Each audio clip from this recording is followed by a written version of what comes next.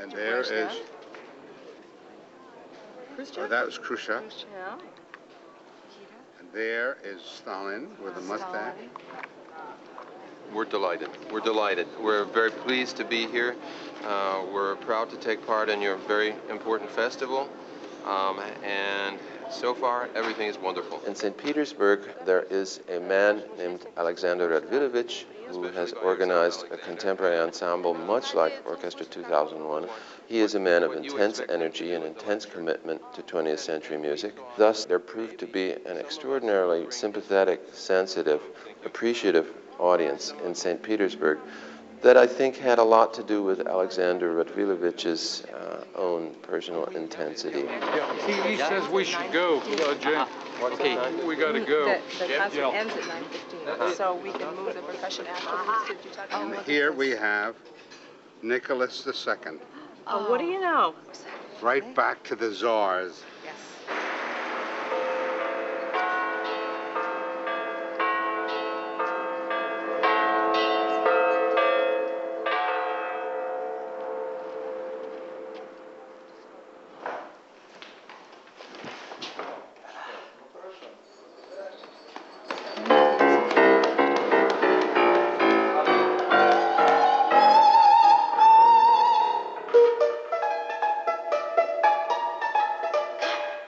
My guiding principle for Orchestra 2001 is that the best new music of our age is accessible to a very, very wide public, if they'll only come and listen to it.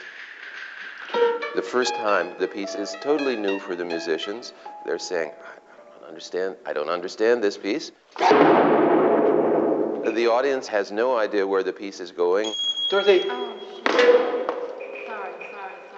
I'll look at you too. I know, it's the 3. Like, right there?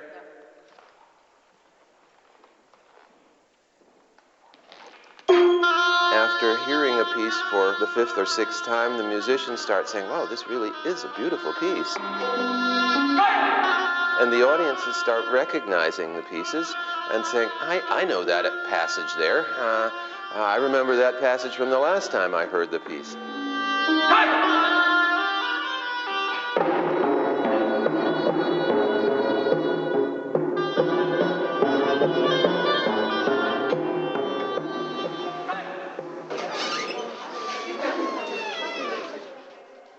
Classical music has always played a tremendously important role, I think, in Russian lives, in a way that is almost not conceivable in America.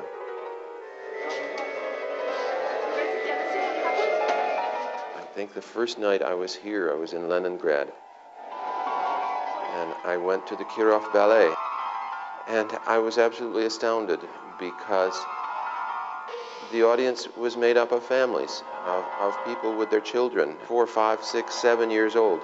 They knew the music that they were listening to and the ballets that they were seeing. It's part of their lives.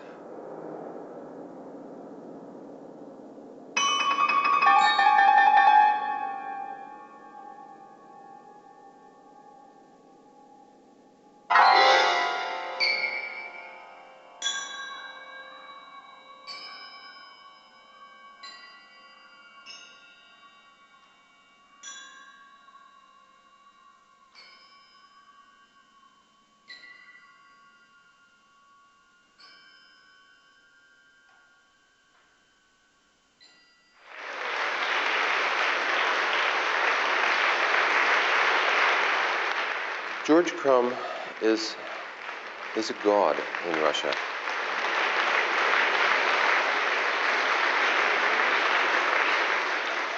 In 1991, I asked a group of graduate students, if you had the opportunity to leave Russia and to study with any composer in the world, whom would you pick? Where would you go? There was unanimous opinion by the students. It was extraordinary. Absolutely every one of them said, we would love to go to Philadelphia and study with George Crumb. That is our heart's desire. You're the pianist, yeah. I'm very happy to see Thank you. you. Your name was... Oleg Malov. Is that good? Okay. Thank you. I would just like to say I'm enjoying this visit so much. I appreciate your coming. I hope that you will enjoy the performances of my music, and I look forward to hearing some Russian music, other pieces on the program. I've always considered that the main influences on my music were those composers of the turn of the century. Since we're approaching a new turn of the century, I think somehow those composers who lived around 1900 take on a new meaning for us. You know, I think there's a certain quality, a mystical quality maybe about the turn of a century mark.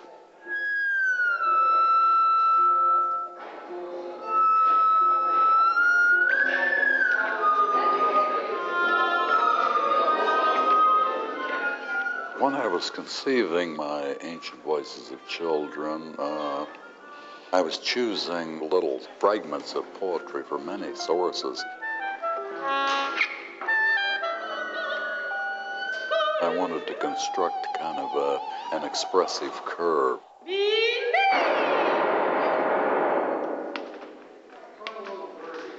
Oh, yes. Oh, Tony, how about if the speakers are closer to the audience? We'll get less feedback. The microphone. And so the images in the music borrowed a lot, I think, from the sense of the Lorca poetry. I think the whole range of emotion in Lorca is staggering, really, you know. There's such a range of different emotions.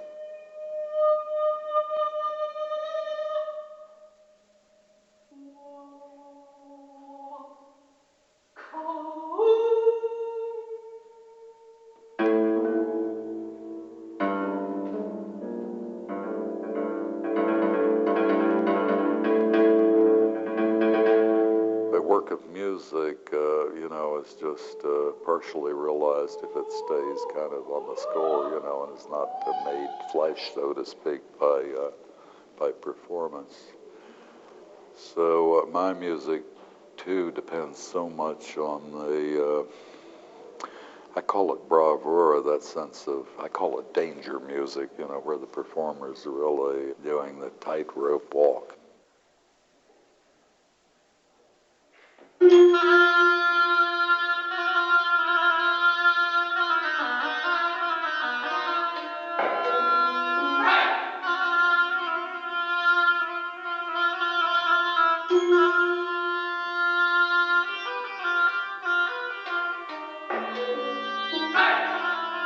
At times, the percussion players, for example, are required to speak some words or whisper, sometimes even shout.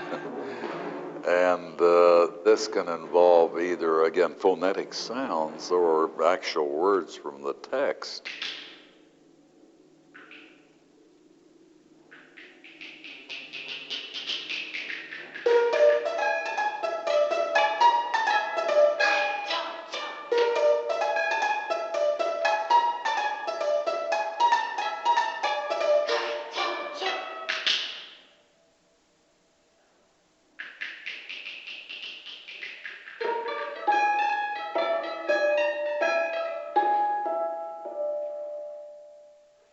The piano part of Ancient Voices is very important as a kind of sounding body. There's a direction that the pedal is to be depressed throughout the whole work, and the pianist is actually not playing that constantly.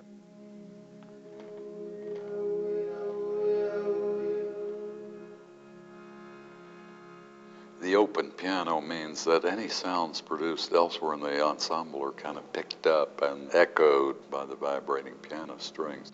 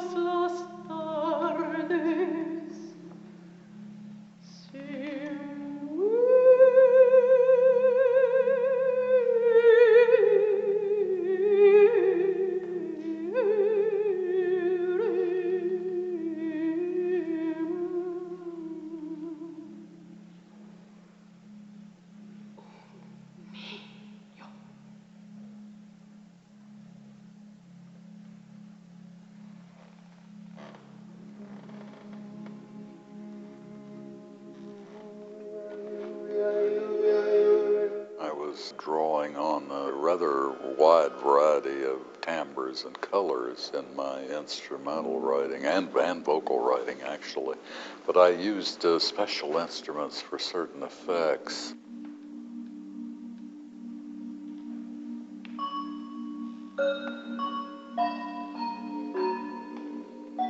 A little toy piano at one moment in the piece quotes an older piece of music, but the tempo is slowing as if the machinery of a toy were running down slowly.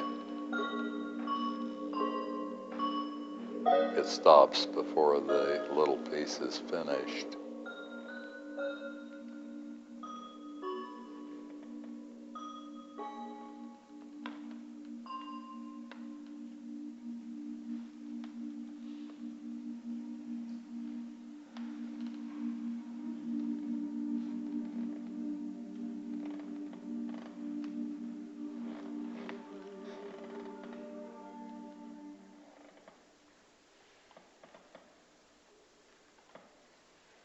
I use so many instruments that just vibrate down to nothing, you know. I'm always interested in sounds that decay so slowly that they seem to lead the ear into nothingness or into utter silence.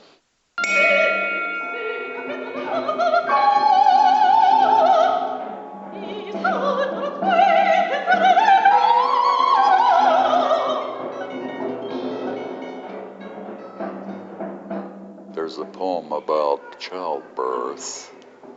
From where do you come, my love, my child? The central poem in the work, which I set over a bolero rhythm. It's a very primitive sounding piece.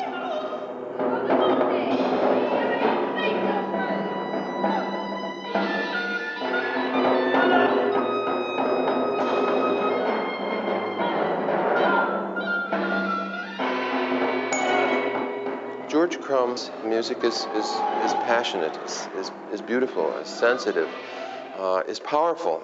It's all those things that Russian composers are so dedicated to, and Russian audiences are so dedicated to. David Finko, the other composer we brought with us and whose music we performed, is perhaps epitomizes Russian music in a very real way. His music is also absolutely filled with passion. His music could have been written by Dostoevsky, I always feel.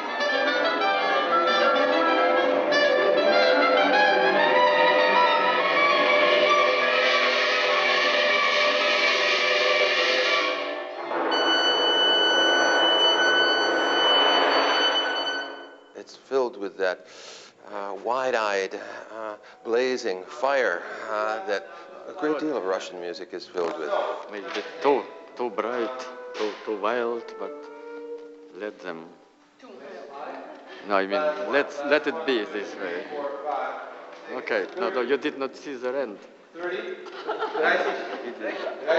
beginning of the Fourth Symphony of Tchaikovsky goes tam pa-da-dum pum pam ta-da-dum pum pum pum pa-dum tam tam tam pa-dum. There's this wonderful surge of power and energy and strength that perhaps exists in the music of no other country. It's almost characteristic of Russian music. It's so characteristic of David's music too.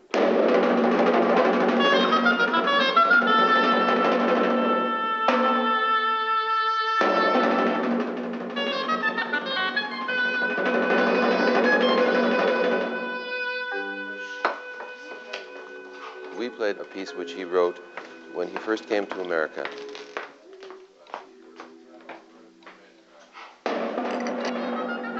David's Fromm Septet was written in what year, David? 82. 82. Short. Actually, in 81. 81, the year after you came to America. No, yes, Right.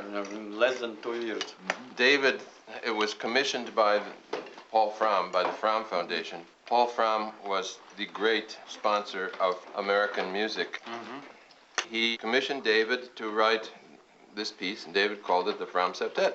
And David felt at the time, as he has told me since, that what he was writing was a piece that was very American.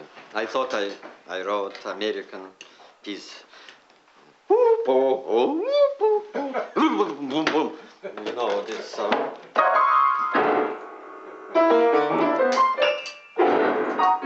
You know this stuff. American music, but you still thought it was felt very American. But then it was Russian.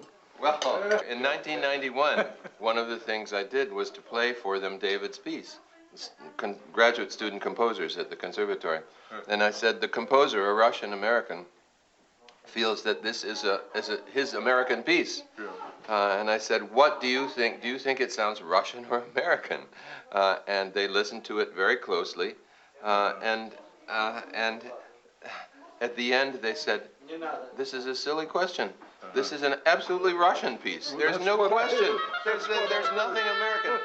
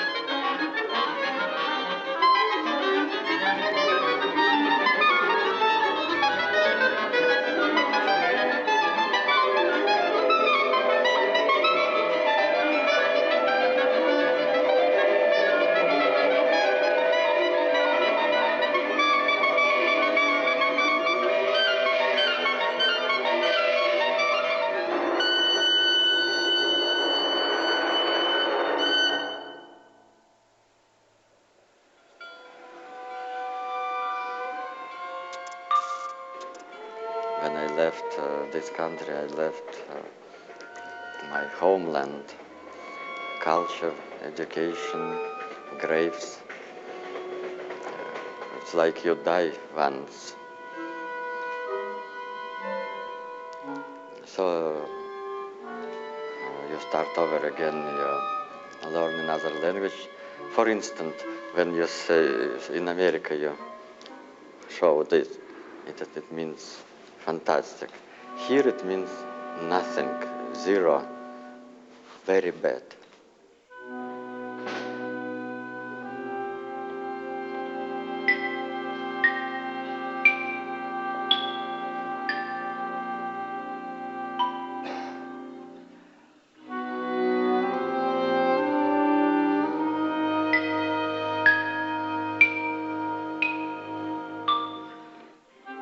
I was looking for a job in New York. In one company they said, see you later. And I was waiting for 2 hours in the lobby because I thought they wanted me to see me very soon. So it took time to learn so many hidden things of culture. And when you drink with somebody privately in this culture, you establish some friendship. In America, it is a casual, nice time.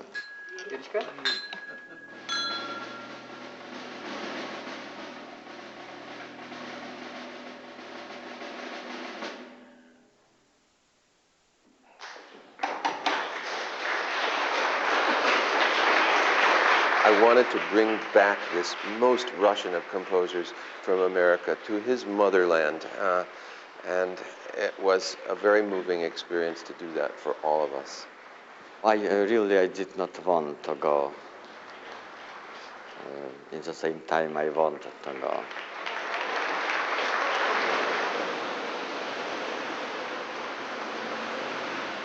I lived in old St. Petersburg, Makhovaya Street. It was a place where mostly all famous Russian composers rented apartments. In this building, in the second half of 19th century, great Russian composers Mussorgsky, Rimsky-Korsakov, and Tchaikovsky lived and worked. It must have been incredible. Yes, growing up so close to that and knowing that you're yes, and it was. I was walking and I streets thought I want to be one of them.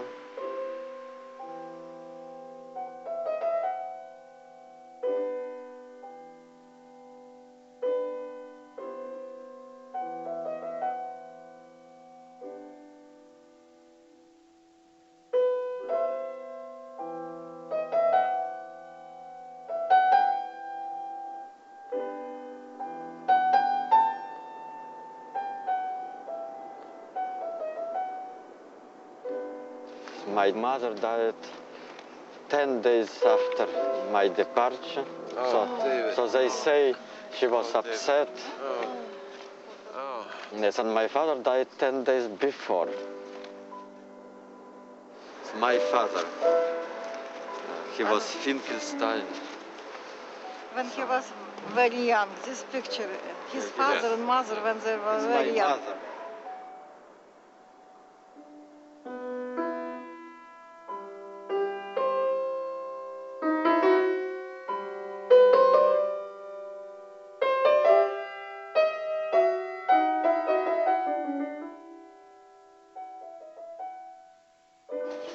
Quite a nice story. When people say, you know, there's no great music being written today, it's absolutely not true. There's just as much great music being written today as there ever has been, but we need the great conductors of the day to program repeatedly what they believe are the great masterpieces of the day. You have to get some Glinka songs, yeah. In the early part of this century, the first half of this century, there were two tremendously important conductors in America, both Russians actually, Stokowski and Kusevitsky. What they did was not only to commission new works, especially by American composers, but to repeatedly play the new works, to repeatedly program the new works. Thus it is that now, at the end of the 20th century, there are all sorts of early 20th century pieces which the world knows and loves. I've always felt that much time needs to pass, before we get a clear idea of the value of a piece of music. Whether it has the power to project to another time is something we can't possibly know at the moment. There are always younger composers coming along, and there will be new possibilities emerge that we can't even think of now.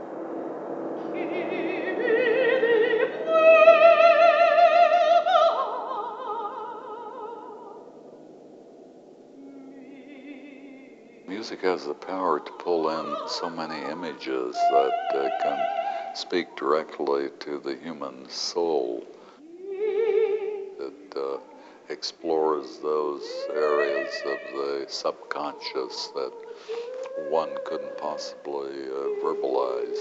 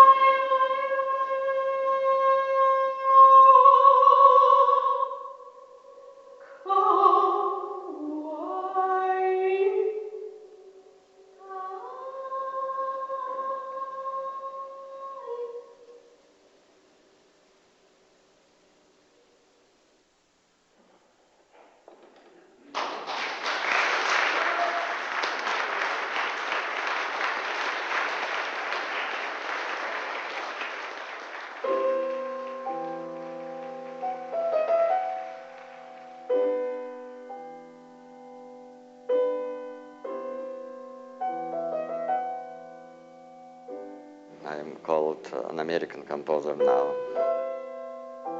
I think I am enriched because I am citizen of two cultures. So I think it is a privilege. I wanted to say that it was a great pleasure for us, for Orchestra 2001, for us Americans, to join you in your festival, a really remarkable festival. There are very few people who are devoted to the importance of new music, the importance of sponsoring composers, and bringing new music to large audiences. And Mr. Radvilevich is one of the great ones, and we are delighted to be here and to be participating. Я хочу выразить огромную радость оркестрантов оркестра 2001 по поводу вот нашего присутствия на этом действительно выдающемся фестивале.